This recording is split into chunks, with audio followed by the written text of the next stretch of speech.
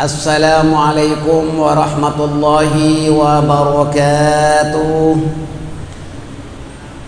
Bismillah walhamdulillah wassalatu wassalamu ala rasulillah Sayyidina Muhammadin ibni Abdillah al-qaimi bihuquqillah ma dhaqat illa farrajahallah wa ala alihi wa sahbihi wa man tabi'ahu wa wala haula wala quwwata illa billah wa ba'd. Saudara-saudara muslimin muslimat, hadirin dan hadirat rahimakumullah. Penyesalan, inilah topik malam ini yang sama-sama kita kongsi. Ada 3 golongan orang yang akan mengalami penyesalan. Yang pertama, orang yang insaf dari melakukan sesuatu perbuatan dosa. Alhamdulillah kalau orang itu insaf sebelum nazar. Ini orang menyesal karena insaf dan sadar dengan petunjuk Allah Subhanahu wa taala. Innallaha azza wa jalla yaqbalu taubatal abdi malam yuwarrid. Allah azza wa jalla tetap menerima taubat seseorang hamba itu selagi belum ghargir, belum nazar. Maka kalau seorang itu insaf sadar atas kelalaian, atas dosa yang telah dia lakukan, maka itu dinamakan apa? Penyesalan. Kalau tak menyesal itu bukan taubat. An-nadamu taubatun. Penyesalan itulah taubat. Kalau orang itu bertaubat seperti taubat sambal cili. Sambal cili ini kan orang yang memang suka makan pedas-pedas. Wah, dia mengatakan pedas-pedas, tapi dia tak taubat makan lagi. Jadi taubat nasuha ini taubat yang betul-betul menyesal dan berhenti daripada perbuatan itu, serta berazam tidak akan mengulangi lagi. Baru itu diterima oleh Allah Subhanahu wa ta'ala. Dan hendaklah kita memilih jalan yang lurus supaya kita diterima oleh Allah dan kejahatannya itu diganti dengan kebaikan. Yakni apa? Kita harus mengerjakan amal soleh, mengikuti belajar, dan seterusnya. Kita banyak-banyak bersedekah. Kan ada keterangannya berkenaan taubat. Dinamakan taubat itu penyesalan. Innal hasanat yudhibnas sayyiat dzalika dzikra lidzakirin. Itu surah Hud ayat 114. Apa maknanya? Sesungguhnya perbuatan baik itu akan menghapuskan keburukan. Yang demikian itu adalah menjadi peringatan bagi orang-orang yang ingat. Alhamdulillah. Jadi ibu bapak sekalian, barangkali kita pernah telanjur, pernah lalai, dosa-dosa yang lalu kita tebus dengan kebaikan sampai akhir hayat. Insya Allah kita akan menjadi hamba Allah yang husnul khotimah. Amin. Kalau orang husnul khotimah itu menjadi ahli surga lah. Yang kedua adalah ketika seseorang itu sakaratul maut, itu penyesalan yang sudah tidak ada gunanya itu. Penyesalan yang kedua ketika sakaratul maut, itu penyesalan ketika itu tidak diterima, tidak ada gunanya. Dan yang ketiga, ketika menerima buku amalnya, ini di padang mahsyar, ini pun tak ada gunanya. Berteriak-teriak mengatakan, aduhai celakalah aku, alangkah baiknya kalau buku amalku ini tidak diberikan kepadaku. Anda lihat dalam surah Al-Haqqah ayat ke-25, a'udzu billahi minasy syaithanir rajim. Wa amma man utiya kitabahu bishimalihi fayaqulu ya laitani lam uta kitabiyah. Adapun orang yang diberikan kepadanya kitabnya dari arah kiri, maka dia berkata, aduhai celakalah aku, alangkah baiknya sekiranya tidak diberikan kepadaku kitabku ini. Allahu Akbar. Ini menyesal. Dia diberikan dengan buku amalnya daripada arah kiri, ini menunjukkan dia ahli neraka. Jadi Bapak dan Ibu sekalian, usahakan dalam hidup ini memperbanyak amal soleh agar nanti Allah berikan buku amal kita dengan arah kanan. Kalau arah kanan itu ahli surga. Wa amma man utiya kitabahu biyaminihi fasawfa yuhasabu hisaban yasira. Orang yang diberikan buku amalnya dengan arah kanan, maka itu dihitung dengan hitungan yang mudah. Maksud yang mudah di sini kadang-kadang tak dicek, tak disoal apa-apa, tak dihitung pun. Macam kita pergi ke Johor Baru, katalah, dia tak perlu buka bonit, apa lain hijau, jalan terus, macam itulah, cuma bye-bye saja. Alhamdulillah. Kayak gitu orang yang dapat menerima buku amalnya dengan kanan-kanan, tidak diperiksa sebetulnya dengan pemeriksaan yang paling mudah. Tapi kalau orang itu diberikan buku amalnya dengan tangan kiri, Allahu Akbar, maka dia mengatakan, aduhai celakalah aku ini, lebih baik buku amalku ini tidak dibagikan kepadaku. Allahu Akbar. Ini namanya penyesalan ketika menerima buku amalnya.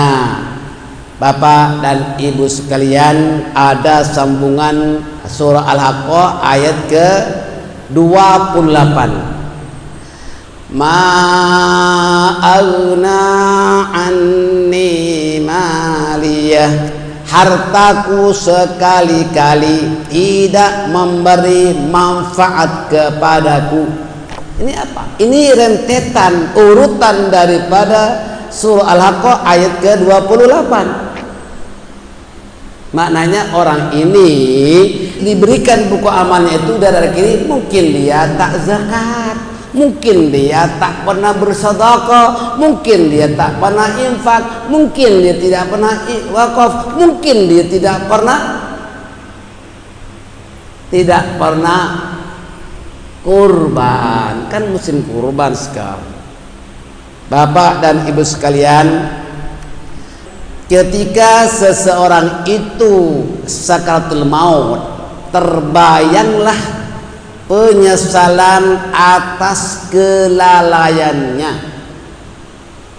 Pada saat itulah dia berharap agar kematiannya ditangguhkan untuk melakukan amal soleh yang telah dia tinggalkan, yang telah dia lalaikan.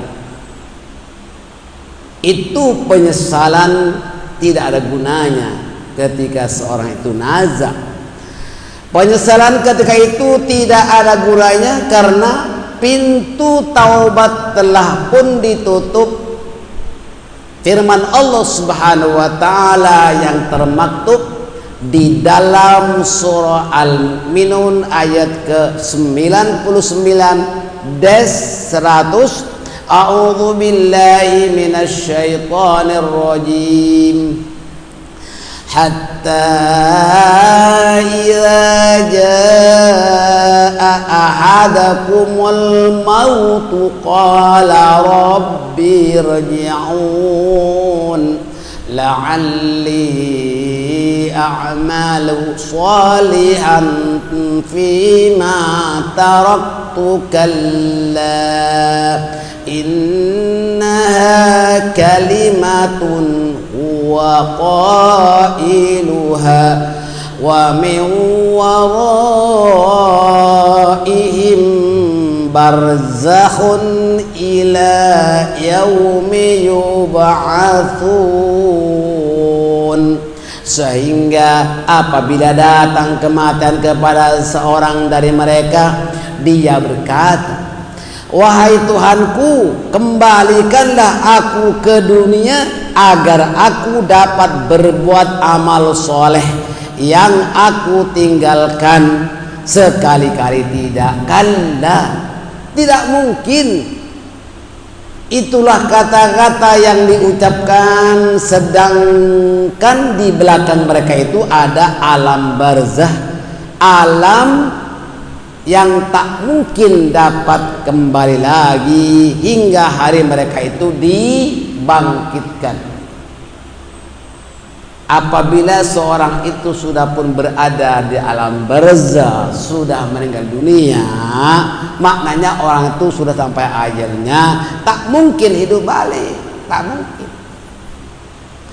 Itu minta, ya Rob, kiranya kita punya ajal ini ditangguhkan sebentar saja untuk saya menebus dosaku, mau bertaubat, mau beramal soleh, mau bersedekah, mau infak, mau wakaf, dan mau korban dan macam-macam lagi janji. Tidak ada gunanya ketika itu. Kenapa? Pintu taubat sudah pun ditutup. Anda lihat lagi dalam akhir surah Al-Munafikun, yaitu dari ayat 10 hingga ayat ke-11. A'udzu billahi minasyaitonir rajim. Wa anfiqu mimma razaqnakum min qabli ayya ahadakumul maut fayaqula rabbi laula akhartani ila ajalin qarib laula akhartani ila ajalin qaribin fa as-saddaq wa akum minas salihin. Allah. Dan belanjakanlah, ini perintah Allah, dan belanjakanlah, nafkahkanlah sebagian dari apa yang telah kami berikan kepadamu sebelum datang kematian kepada salah seorang di antara kami. Ini perintah, maknanya apa? Jangan tunggu mati mau kita berinfak, jangan tunggu mati kalau kita mau bersedekah. Perintah, hendaklah kamu menafkahkan sebagian harta yang telah kau miliki sebelum ajal, sebelum datang kematian. Fayaqula rabbi laula akhartani ila ajalin qarib. Lalu dia berkata, ya Tuhanku, mengapa tidak engkau tangguhkan kematianku kepada suatu masa yang dekat? Untuk apa? Fa'as-saddaqa wa akum minas salihin, agar aku dapat bersedekah dan aku juga dapat menjadi orang-orang yang soleh. Lambat kamu. Itu penyesalan ketika ambang kematian. Itu terbayang ketika orang itu nazar. Kan kadang-kadang cuma janji demi janji tapi tak ditunaikan. Ada tak orang seperti itu? Ada. Janji nak belajar, janji nak pergi haji, janji nak pergi umroh, janji nak sumbang masjid, janji nak wakaf, macam-macam lah. Tapi terlambat kamu itu. Janji demi janji, akhirnya kamu sudah tidak dapat diterima taubatnya karena pintu taubat telah pun ditutup. Lalu apa jawabannya? Wala yuakhirallahu nafsan idza jaa ajaluha wallahu khabirum bima ta'malun. Dan Allah sekali-kali tidak akan menangguhkan kematian seseorang apabila telah tiba ajalnya. Allah tak akan tangguhkan ajalnya karena sudah sampai. Dan Allah Maha mengetahui segala apa yang kamu lakukan. Wallahu khabirum bima ta'malun. Kamu berkata saja, konon kalau dia ditangguhkan ajalnya, mau bersedekah, mau berinfak, mau mengerjakan amal soleh, itu kata-kata orang yang menyesal. Insya Allah bagi bapak dan ibu sekalian tak akan terbayang penyesalan seperti ini. Kenapa? Sebab saya sebagai saksi bahwa pelajar-pelajar ini semuanya adalah ahli dermawan. Kalau korban jangan tanya. Telah berkali-kali setiap tahun saya mengajak, mari kita korban. Kan perintah wali kulli ummatin ja'alna mansakan liyadhkuru smallahi ala ma razaqahum min bahimatil an'am. Kan sudah, maknanya ayat itu setiap tahun Allah Ta'ala syaratkan untuk berkorban, bukan sekali-kali Bu ya. Setiap tahun itu dapat menghapuskan dosa dan semua menjadi penyebab timbangan amal kita semakin berat. Itu berkat korban. Yang dinilai, yang dihitung oleh Allah bukan daging korbannya saja yang dimakan oleh manusia, bukan, bahkan ya darah, daging, tulang, bulunya, kotorannya semua ditimbang sebagai kebaikan, dinilai sebagai bagian satu semuanya sekali.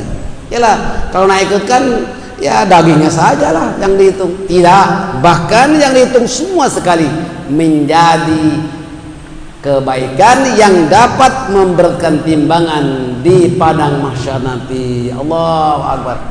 Dengan demikian mudah-mudahan semua jemaah ini berbobot amal kebaikannya berat kepada amal kebaikan menjadi ahlul jannah. Senyuman terukir ketika orang itu ditimbang amalnya berat kepada kebaikan. Excellent orang ini. Surga dieskort oleh malaikat.